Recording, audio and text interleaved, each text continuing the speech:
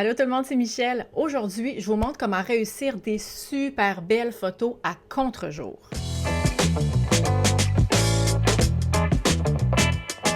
Commençons par le commencement. C'est quoi une photo à contre-jour? C'est quand on prend une photo que la source de lumière est derrière votre sujet, donc ça en va vers l'appareil photo. Ce qui caractérise la lumière à contre-jour, c'est les grands écarts de luminosité entre l'arrière-plan et le sujet principal. Personnellement, c'est mon type de lumière favorite, suivi de très près par la lumière latérale. C'est une technique un peu tricky. Je me rappelle quand j'ai commencé à en faire, j'avais un petit peu de difficulté pour gérer les hautes lumières avec les basses lumières, avec la silhouette, avec la bonne exposition. Mais une fois qu'on réussit à le maîtriser, ça fait tellement des belles photos. C'est ma mission aujourd'hui de vous aider à réussir vos photos à contre-jour. On va regarder c'est quoi les bons angles, les réglages pour l'appareil photo. C'est pertinent de comprendre comment la lumière a un impact dans une photo à contre-jour. Le fait d'avoir une source de lumière qui provient de derrière votre sujet, ça peut signifier que votre sujet peut être assombri ou même que les couleurs peuvent être altérées. Ça peut aussi créer des halos ou des reflets qui peuvent altérer la qualité de votre image. Mais ça ne veut pas dire qu'il faut éviter la photographie à contre-jour pour ça.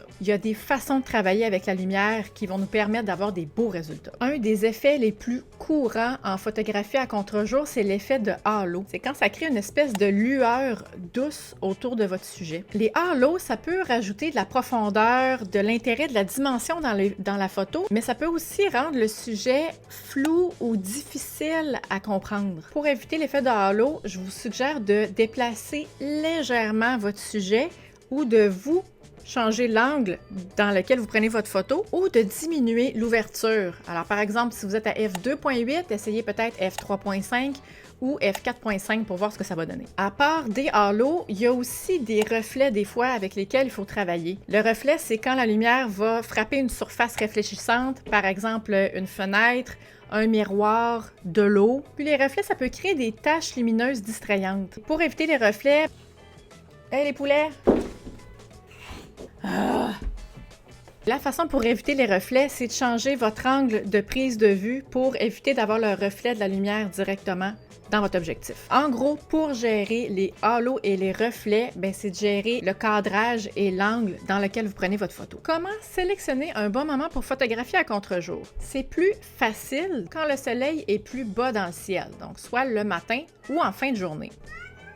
Léo est d'accord avec ça. Un très beau moment, c'est ce qu'on appelle l'heure dorée. C'est le moment juste après le lever du soleil ou juste avant le coucher du soleil. Puis à ce moment-là, la lumière est douce et chaude, les ombres sont allongées. Ça donne vraiment un bel aspect dans ces photos. Mais c'est également possible de réaliser des effets à contre-jour à n'importe quel moment de la journée. Si vous photographiez à l'extérieur et que c'est nuageux, votre effet à contre-jour va être beaucoup plus doux que si vous photographiez par exemple en dessous du soleil de midi, et c'est possible si vous vous mettez en petit bonhomme et que vous prenez la photo vers le ciel, mais ça va créer des ombres très contrastées et très dures. Alors c'est à voir conditions météorologiques selon l'aspect de la photo que vous voulez avoir. Et là je parle du soleil, c'est très possible de faire des effets à contre-jour à l'intérieur également. Je pense entre autres à une de mes clientes où je suis dans son gym, elle a une belle grande porte de garage. Et étant donné qu'il y a beaucoup de lumière qui rentre dans la porte de garage, je suis capable d'avoir des très beaux effets à contre-jour, même si c'est pas le soleil qui est directement dans mon appareil photo.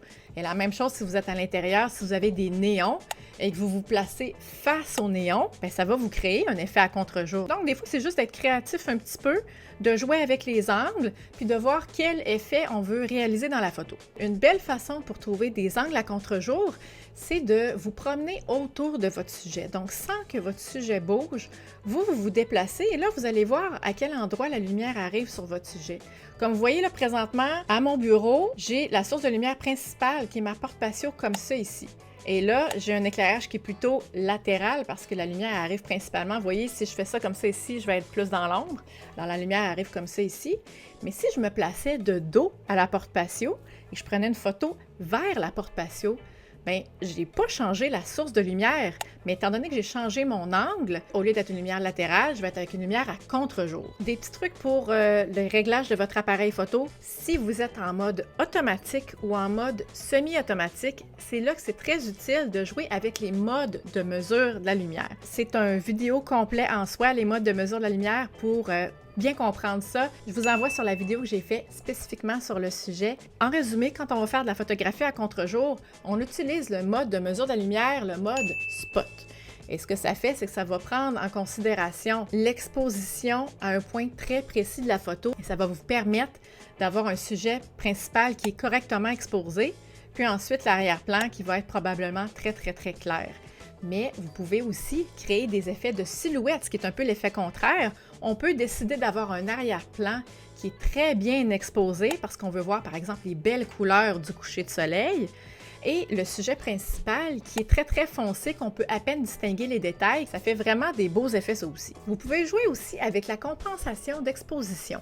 Ça, c'est la petite roulette que vous avez. Vous avez plus 1, plus 2, plus 3, puis moins 1, moins 2, moins 3, avec plein de petites lignes entre les deux. La compensation d'exposition, ça permet de modifier la quantité de lumière que l'appareil photo utilise pour exposer l'image. Pour la photographie en contre-jour, c'est généralement recommandé d'augmenter la compensation d'exposition de 1 à 2 stops pour que votre sujet soit pas trop sombre. Et finalement, si vous êtes en mode manuel, ben là, vous pouvez jouer avec l'ouverture et avec la vitesse d'obturation. Pour la photographie à contre-jour, c'est recommandé d'utiliser une ouverture qui est plus petite pour éviter la surexposition, mais encore là, si vous me connaissez, vous savez que moi, je suis une maniaque des grandes ouvertures en général. Moi, je choisis de faire toutes mes photos à contre-jour avec des grandes ouvertures quand même. Alors, toutes les options sont possibles. Ça dépend vraiment juste de votre vision artistique.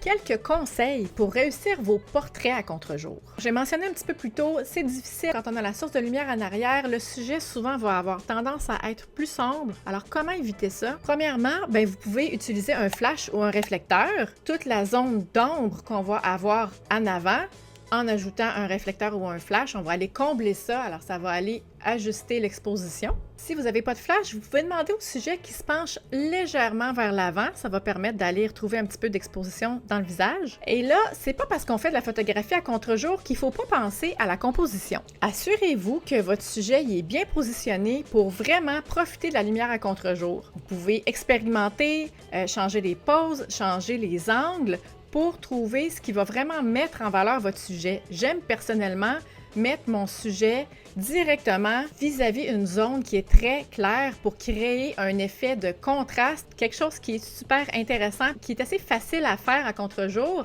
c'est de jouer avec l'espace négatif. Parce que quand on se ramasse avec un arrière-plan qui est complètement blanc, parce qu'il est surexposé, le sujet va facilement ressortir et c'est là que la composition entre en jeu et que vous pouvez vraiment créer des effets différents qui sont impossibles à faire dans d'autres types de lumière grâce à l'espace négatif que ça crée. Dernier truc aujourd'hui, comment bien retoucher des photos pour faire passer votre photo à contre-jour de belle à malade. C'est très possible qu'il y ait des détails de votre sujet qui soient cachés dans les ombres au moment de la prise de vue. Inquiétez-vous pas pour ça.